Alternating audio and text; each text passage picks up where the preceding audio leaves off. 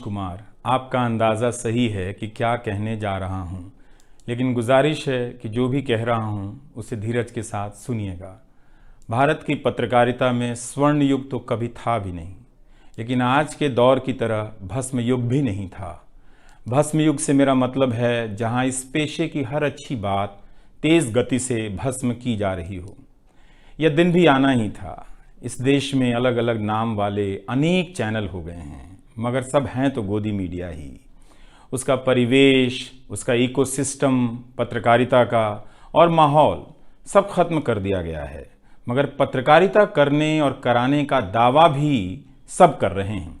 खासकर वो भी कर रहे हैं जो उसी सत्ता का हिस्सा माने जाते हैं, उसी के रूप में देखे जाते हैं, जिसकी ताकत से हर दिन पत्रकारिता इस देश में कुचली जा रही है। जब वो कहे कि वह उच्च स्तरीय पत्रकारिता करना चाहता है, तब ऐसा दावा करने वालों को ज़रा संदेह की निगाह से देखिए। गोदी मीडिया और सरकार भी पत्रकारिता का अपना मतलब आपके ऊपर थोपना चाहती है। अगर इसका मतलब किसी भी रूप में वही है, तब आप एक बार फिर से झांसे में आने वाले हैं। इस वक्त अपने संस्थान को लेकर कुछ खास नहीं कहना चाहता, क्योंकि भावुकता में आप तटस्थ नहीं होते, ऑब्जेक्टिव नहीं हो सकते हैं। एनडीटीवी में 26-27 साल गुजारे हैं। इतनी लंबी यात्रा के अपने उतार चढ़ाव भी हैं। अनेक साथी, वरिष्ठ, कनिष्ठ सब शामिल हैं। कितने लोगों ने साथ दिया है। इन अनुभवों के बारे में कभी भी वस्तुनिष्ठ तरीके से नहीं बोला जा सकता, और आज के दिन तो बिल्कुल नहीं, क्योंकि कई बार तथ्यों के साथ भावनाएं मिल जाती हैं और भावनाओं के तूफान में बहुत सारे तथ्य छूट जाते हैं। बेहतर है कि इसे संक्षिप्त ही रहने दिया जाए। जो आदरणीय शख्स हैं उन्हें मैं याद कर ही रहा हूँ। काफ़ी सारी शानदार यादें हैं एनडीटीवी में, अब दोस्तों के बीच सुनने सुनाने के काम आएंगी। आज के दिन किसी एक व्यक्ति का नाम लेना मुश्किल हो रहा है, तब जब आपके पेशेवर जीवन में अनेक लोगों का हाथ हो। कैसे एक का नाम ले सकते हैं? मैं जानता हूं कि पूर्व सहयोगी, मौजूदा सहयोगी सब मुझ में अपना हिस्सा देखते हैं, और वो सही भी है। मुझे सभी से कुछ ना कुछ मिला है। मैं सबका ही आभारी हूं। इसलिए एक का जिक्र कर बाकी को छोड़कर आप न्याय नहीं कर सकते, खासकर ऐसे दिन। वैसे भी इस वक्त तो हर चेहरा ही अच्छा नजर आ रहा है, क्योंकि सबने मेरे अनुभवों को, मेरे जीवन को समृद्ध किया है। बेटी विदा होती है तो वो दूर तक पीछे मुड़कर मायके को देखती रहती है। मैं इसी स्थिति में हूँ। अभी मुड़कर देख लेने दीजिए, फिर कभी विस्तार से एनडीटीवी की बात करूँगा, लोगों के बारे में और एनडीटीवी के बारे में, डॉक्टर रॉय, राधिका रॉय के बारे में भी। मैं कई लोगों की प्रतिक्रियाएं पढ़ रहा था। बहुत सी बातें तो मुझे आज ही पता चली। हैरानी हुई कि हर किसी के पास एनडीटीवी का एक अलग ही किस्सा है। वाकई उन 27 वर्षों के बारे में ठहर कर और संभल कर बात करने की ज़रूरत है। एनडीटीवी ने एक चीज़ सिखाई कि टीवी में और टीवी का एक ही मतलब होता है, टीम। एंकरों के स्टार बनाए जाने के बाद यह धारणा टूट गई, मगर आज भी टीवी के बुनियाद में यही है कि जितनी अच्छी टीम होगी उतना अच्छा काम होगा। अभी इस बात को यहीं रहने देता हूं, कभी किसी और वक्त के लिए, तब जब आप भावुक ना हों, तब जब मैं भावुक ना हूं कि एनडीटीवी छूट रहा है। अगस्त 1996 में एनडीटीवी से औपचारिक रूप से जुड़ा था। अगस्त 1996 में ट्रांसलेटर के रूप में, अनुवादक के रूप में। लेकिन उसके पहले कई महीनों तक मैं यहाँ चिट्ठियाँ छांटता रहा। बोरे में चिट्ठियाँ आती थीं और मेरे पास रख दी जाती थीं। तब दर्शक पोस्ट बॉक्स में चिट्ठियाँ भेजा करते थे।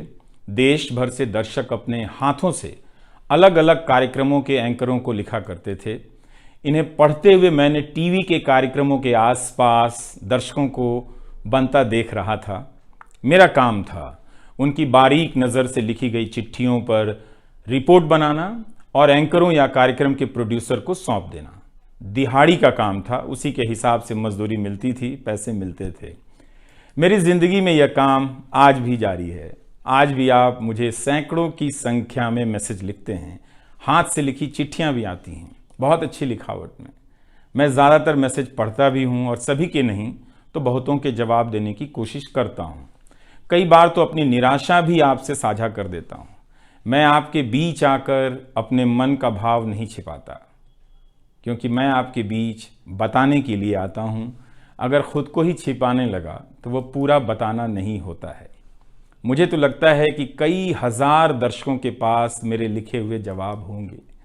उंगलियों में दर्द रहने के कारण इन दिनों जवाब देना कम कर दिया है। तो एक तरह से जिन चिट्ठियों से एनडीटीवी में मेरी शुरुआत होती है, उनका आना जाना आज भी जारी है, आज तक जारी था। वो काम आगे भी जारी रहेगा, लेकिन इतने सारे सुझावों, जवाबों, अपेक्षाओं, शिकायतों और डांट के बीच सोना, जागना और जीना मुझे आपके हवाले करता चला गया। मैं खुद के पास तो रहा ही नहीं, आपके बीच गया तो घर ही नहीं लौटा। शायद अब कुछ वक्त मिलेगा खुद के साथ रहने का। आज की शाम एक ऐसी शाम है जहां चिड़िया को उसका घोंसला नज़र नहीं आ रहा, क्योंकि कोई और उसका घोंसला ले गया है, मगर उसके सामने थक जाने तक एक खुला आसमान ज़रूर नज़र आ रहा है। तो खैर, उसके बाद अनुवादक बना और कई पत्रकारों की रिपोर्ट का अंग्रेजी से हिंदी में अनुवाद करता रहा। इसके बाद मैं रिपोर्टर बन गया और फिर मेरी दैनिक रिपोर्ट की अलग यात्रा शुरू होती है। रवीश की रिपोर्ट से काफ़ी कुछ सीखने को मिला। तो इस तरह से यह एनडीटीवी में ही संभव हुआ कि एक चिट्ठी छांटने वाला इसके एक चैनल का ग्रुप एडिटर समूह संपादक बनता है और आज उसे छोड़ रहा है, इस्तीफा दे रहा है। बहुत बड़ी बड़ी शक्तियां पीछे खड़ी हैं इस एक पत्रकार के पीछे। तो स्वाभाविक है कि ये नौबत आनी थी, इसका अंदाज़ा मुझे पहले भी था, लेकिन जिस दिन आता है उस दिन अच्छा तो नहीं लगता है। लेकिन मैं आपसे यह भी कहना चाहता हूँ कि जब भी मेरे बारे में मूल्यांकन करें, इस बात की सहानुभूति मुझसे ना रखें कि मैं चिट्ठी छांटता था। मैं उनकी तरह नहीं हूँ कि अचानक चाय बेचने की बात करने लग गया। उतर रहा हूँ जहाज से, बात कर रहा हूँ चाय बेचने की। सहानुभूति के लिए या फिर अपने संघर्ष को महान बताने के लिए मैं ऐसा नहीं करना चाहता। इस देश में हर किसी का संघर्ष ही पहाड़ चढ़ने के जैसा है। आप एम्स के बाहर मरीज जो खड़े हैं, उनके परिजन जो खड़े हैं, उनसे मिल लीजिए। आपको पता चल जाएगा कि उनकी चुनौतियां कितनी बड़ी हैं और आपका दुख कितना कम है, छोटा है। लेकिन आज के दिन मैं आप सभी के बीच दर्शकों की बात करना चाहता हूं। इस दौर में कुर्सी पर बैठे किरदारों को टूटते हुए देखा, सबने देखा। संस्थाओं को भस्म होते देखा, आपने देखा। नफरती तूफान में लोगों को भटकते देखा, मगर मैंने इसी दौर में एक नई संस्था भी बनते देखी है। वह संस्था है जनता की संस्था, दर्शकों की संस्था। दर्शक ही अपने आप में इंस्टीट्यूशन बन जाते हैं। आप दर्शकों की संख्या भले कम है, मगर आप दर्शकों ने मिलकर जर्जर किए जा रहे इस लोकतंत्र में जनता नाम की संस्था का पौधा सूखने से बचा लिया। एनडीटीवी में मुझे जब भी अवसर मिला, मैंने जान लगा दी। मैंने कभी उन अवसरों को अपने लिए नहीं देखा, बल्कि यही सोचा कि ये अवसर मुझे आप दर्शकों के लिए मिला है, इसलिए उन सभी अवसरों को आप दर्शकों की कहानियों से भरता चला गया और मैं आप दर्शकों का होता चला गया। आपका दावा मुझ पर बहुत बड़ा है, मैं जानता हूँ। आप मुझ पर बहुत दावा रखते हैं। मेरे आसपास आप दर्शकों की वजह से एक न्यूज़ रूम बन गया था, पब्लिक न्यूज़ रूम, जो दफ्तर के भीतर नहीं, आपके घरों में था, आपके दिमाग में था। दुनिया भर में फैले कितने दर्शकों ने आगे आकर मेरी मदद की है। आपने कभी मुझसे पैसे भी नहीं मांगे, कभी एहसान तक नहीं जताया। विदेशों में मेरे लिए वीडियो रिकॉर्ड किया, रिसर्च किया। मेरा हर कार्यक्रम किसी न किसी दर्शक के सहयोग का उदाहरण है। आप दर्शकों ने मेरी जानकारियों को दुरुस्त किया है, गलती की है तो डांटा भी है और काफ़ी कुछ उसमें जोड़ भी दिया है। कई सारे एक्सपर्ट, कई सारे छात्र, कई सारे प्रवासी भारतीय, स्थानीय भारतीय दर्शक बनने के साथ साथ मेरा साथ दे रहे थे और पत्रकार भी बन रहे थे और इस पेशे के एक छोटे से द्वीप को बचा रहे थे। इस प्रक्रिया को बिखरते देखना, दर्शकों के बनने की प्रक्रिया को बिखरते देखना और फिर से बनते देखना बहुत सुखद अनुभव रहा। आप दर्शकों में से कईयों ने मेरे लिए अलग अलग भाषाओं से अनुवाद तक कर दिया, संसाधनों की हमेशा मेरे पास कमी रही, मगर आप सभी ने मिलकर पूरी कर दी, सिर्फ इसलिए कि प्राइम टाइम में जो भी जाए ठीक से जाए। वो मेरा नहीं, आपका प्राइम टाइम था। कभी खराब शो कर दिया तो आपने अपनी निराशा बताने में कोई संकोच नहीं की। आप वाकई लाजवाब हैं। दर्शक ही मेरे नियमित संपादक हैं, निरंतर संपादक हैं आप दर्शक मेरे। मैं अक्सर कहता हूं कि एक पेड़ में कई बारिशों का पानी होता है। आपके जैसे दर्शकों के होने में ही किसी रवीश कुमार का होना है। आप हर मौसम में बरसात बनकर आ जाते हैं, सूखते पेड़ों को हरा करने आ जाते हैं। आज आपकी बदौलत यूट्यूब पर, ट्विटर पर कितने ही पत्रकार खड़े हो गए। आप उन सभी के पीछे खड़े हैं। आज कई वेबसाइट हैं जिन्हें आप सब्सक्रिप्शन के बहाने आर्थिक मदद देते हैं। जब लोकतंत्र में एक भी संस्था नजर नहीं आ रही थी, अदालतें कमजोर नजर आ रही थी, आ रही हैं, आप दर्शक नजर आ रहे थे। आज के दौर में आप ही पत्रकारिता के सबसे बड़े संस्थान हैं। पत्रकारिता अब संस्थानों में नहीं बची है, आप जैसे दर्शकों के बीच बची हुई है, जिनकी मदद से आज पत्रकार सवाल पूछ रहे हैं। यही आपका इस वक्त में सबसे बड़ा योगदान है। हो सकता है कि कोई जनता की आवाज को पूरी तरह कुचल दे, उसकी आवाज पर धार्मिक नफरतों की आंधी धूल को भर दे, ढक दे, लोकतंत्र को मिटा दे, मगर आप दर्शकों का होना हौसला देता है कि लोकतंत्र भले खत्म हो जाए, मगर उसकी चाहत कभी खत्म नहीं होगी, क्योंकि आप जैसे दर्शक अपनी जवाबदेही को, जिम्मेदारियों को बहुत खूब समझते हैं। इस मुश्किल वक्त में आपने एक पत्रकार पर भरोसा किया, उसे कितना प्यार दिया। कई बुजुर्ग माओं ने मेरे बाल सहला दिए, गाल छू लिए, तो किसी ने मेरे गमले में गुलाब के फूल लगा दिए, किसी ने चने का सत्तू भेज दिया कि मेरी सेहत ना खराब हो, किसी ने शहद भेज दी, किसी ने धूप में खड़े देखा तो सर पर गमछा तान दिया और छाता खोल दिया, किसी ने जेब में कलम रख दी, महंगी कलम। आज के दिन मैं एनडीटीवी से ज्यादा आप दर्शकों को याद करना चाहता हूं। आपके बिना मैं कुछ नहीं कर पाता। मुझे आप दर्शकों पर नाज है। कई बार लगता है कि मैं संस्था का कम आप दर्शकों का प्रतिनिधि ज्यादा हूं। मुझे काम करने की आजादी मिली संस्था में, निर्बाध आजादी, और उस आजादी को मैंने हमेशा संभाल कर रखा, क्योंकि आपकी तेज नजर मुझ पर थी।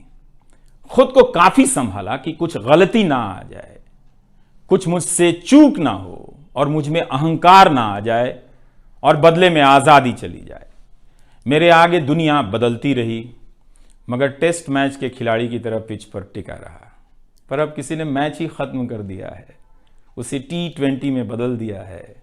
जनता को चवन्नी समझने वाले जगत सेठ हर देश में हैं, इस देश में भी हैं। अगर वो दावा करें कि आप तक सही सूचनाएं पहुंचाना चाहते हैं, तो इसका मतलब है कि डॉलर अपनी जेब में रखकर आपकी जेब में चवन्नी डालना चाहते हैं। पत्रकार एक खबर लिख दे तो जगत सेठ मुकदमा कर देते हैं और फिर सत्संग में आकर प्रवचन भी देते हैं कि वे पत्रकारिता का भला चाहते हैं। आप दर्शक इतना तो अपना भला समझते होंगे। इसलिए आज मैं अपने संस्थान से ज्यादा आप दर्शकों को याद करना चाहता हूं। मुझे हमेशा लगता था कि हिंदी का पत्रकार छत क्यों नहीं छुपाता है। ऐसा क्यों है? हिंदी पत्रकारिता के कई श्रेष्ठ संपादकों, पत्रकारों के कार्यों पर निगाह रहती थी। उनकी गहराई हैरान करती थी, फिर भी लगता था कि उनकी बात जमाने तक ठीक से नहीं पहुंची, पेशे के भीतर उन्हें उनकी जगह नहीं दी गई। पत्रकारिता का मतलब अंग्रेजी का पत्रकार होना हो गया। इसके कुछ ठोस कारण भी हैं, उनमें विस्तार से जाने का समय नहीं है, लेकिन तब भी हिंदी के जुझारू पत्रकार आसमान क्यों नहीं छू सकते हैं, यह बात कचोटती रही। इन सब बातों ने मेरे व्यवहार में काफी बदलाव कर दिए। भाषा को संयमित किया, मर्यादित किया, ताकि हिंदी का प्रभाव कम ना हो। बहुत सजगता से अपना काम इस तरह से किया कि लोगों को, देश के किसी भी हिस्से के लोगों को मेरी हिंदी से प्यार हो जाए। मेरी मातृभाषा हिंदी नहीं है, भोजपुरी है। भोजपुरी गांव है मेरे लिए। हिंदी मेरे लिए भाषा का वो शहर है, पहला शहर, जहां मैं गांव से शहर आया था। लेकिन मुझे भारत के हर राज्य के दर्शकों से प्यार मिला है। हिंदी प्रदेशों की कुंठित राजनीति ने हिंदी को हथियार बना दिया। इससे हुआ कुछ नहीं, हिंदी को लेकर कुंठाएं ही बढ़ती चली गईं, किसी का भला नहीं हुआ। मैं उन सभी गैर हिंदी भाषी पत्रकारों, सामाजिक कार्यकर्ताओं, विद्वानों का शुक्रिया अदा करना चाहता हूं, जिन्होंने मेरी हिंदी को समृद्ध किया, जिन्होंने मेरे लिखे हुए का अपनी भाषा में अनुवाद किया और अपनी भाषा में लिखी हुई जानकारियों का मेरे लिए अनुवाद कर दिया मुफ्त में। कई बार लगता था कि अलग अलग डिब्बे जुड़ते जा रहे हैं और रेल बनती जा रही है। उर्दू, मलयालम, तमिल, कन्नड़ा, पंजाबी, गुजराती, मारवाड़ी, बंगाली, मराठी भाषा के पत्रकारों ने कितना कुछ जोड़ा है। यह बात कहीं हिंदी बनाम अंग्रेजी की तरफ ना मुड़ जाए, इसलिए कहना जरूरी है कि अंग्रेजी भाषा में लिखने वाले विद्वानों और पत्रकारों ने मेरी खुलकर मदद की है, मेरे साथ बराबरी का व्यवहार किया। जो नहीं कर सके, ऐसे हैं, उनका क्या हिसाब करना, उनका क्या रोना, मगर जो बराबरी के साथ पेश आते रहे, उनका आभार व्यक्त करना चाहिए। उन सभी ने अपना श्रेष्ठ मुझसे साझा किया, किताबें दी, अवसर बताए, मेरे लेख का अनुवाद तक कर दिया, ज्यादा लोगों तक पहुंचा दिया। मेरे जीवन में इतिहास के मेरे शिक्षकों का बहुत योगदान है। मेरे शिक्षक मेरी जान है। मैं चाहता हूं कि आप मेरे जरिए मेरे पीछे खड़े अनगिनत लोगों के बारे में जानें, उन्हें भी देखें। और दोस्तों को कौन भूल सकता है, बहुत अच्छे अच्छे दोस्त मिले, कम मिले लेकिन मिले। आप जनता के बीच जाने के तमाम अवसर मेरे लिए बहुत खास हैं।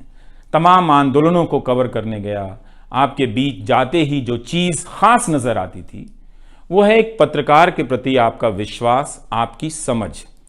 आप लोगों से मैं घिर जाता था। आपके भीतर कितना कुछ बहने लग जाता था, जिसे एक राज्य को सुनना चाहिए, जिसे सुनाने के लिए पत्रकार से अच्छा कोई जरिया नहीं। मुझे आपके बीच आकर हमेशा लगा कि आप सरकार को कैसे देखते हैं, और मैं उस नजर से सरकार को देखने लगा। इसी का भरोसा है कि आपकी सक्रियता में ही भारत का लोकतंत्र धड़कता है। शाहीन बाग और किसान आंदोलन की जिद में मुझे सूरज की रोशनी दिखाई देती है। आपको जनता बनते हुए देखा है। मेरा विश्वास गहरा होता चला है कि तंत्र भले खत्म हो जाए, लेकिन जनता के बीच जन बचा हुआ है। एक दिन यही जन आज से बेहतर तंत्र बना लेगा।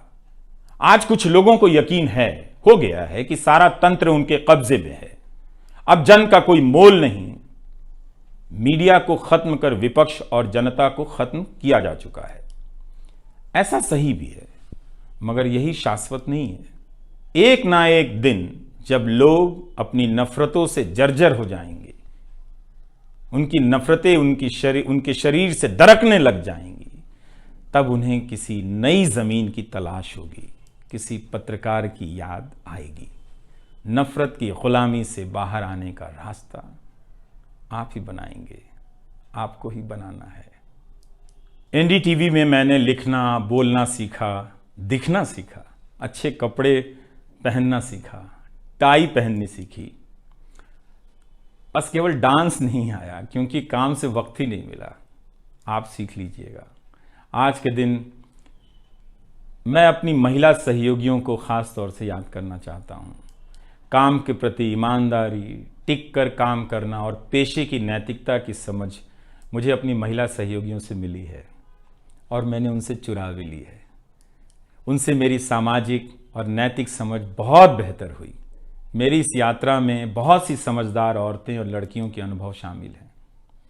मेरी जीवन साथी का भी, मेरी बेटियों का भी, मेरे सास ससुर ने बहुत साथ दिया ताकि मैं बाहर जाकर रिपोर्ट कर सकूं। मेरी माँ, मेरी भाभी, मेरे परिवार के सदस्यों ने भी ठठेरे की तरह सब ने पीट पीट कर पीतल से बर्तन बना दिया। यह मैं इसलिए भी रेखांकित कर रहा हूं कि पत्रकारिता के पेशे में मर्द ही नहीं, मर्दवादियों का कब्जा है। उनकी आक्रामकता के बीच कई बार दम घुटता था। इतनी आक्रामकता के बीच आप रचनात्मक हो ही नहीं सकते, संवेदनशीलता आ ही नहीं सकती। इस पेशे में तमाम महिला सहयोगियों ने मुझे मर्दों की आक्रामकता से बचा लिया। अगर आप इस पेशे में आ रहे हैं, विद्यार्थी हैं, तो हमेशा अपनी महिला सहयोगियों के साथ सलीके से पेश आइए, उनकी काबिलियत को स्वीकार कीजिए, तारीफ कीजिए। प्राइम टाइम के वक्त अक्सर कहा करता था, मुझे काम करने दो, 9 तो 9 बजे ही बजते हैं।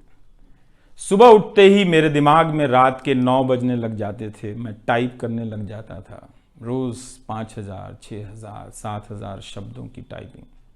अब शायद 9 ना बजे, प्राइम टाइम ना हो।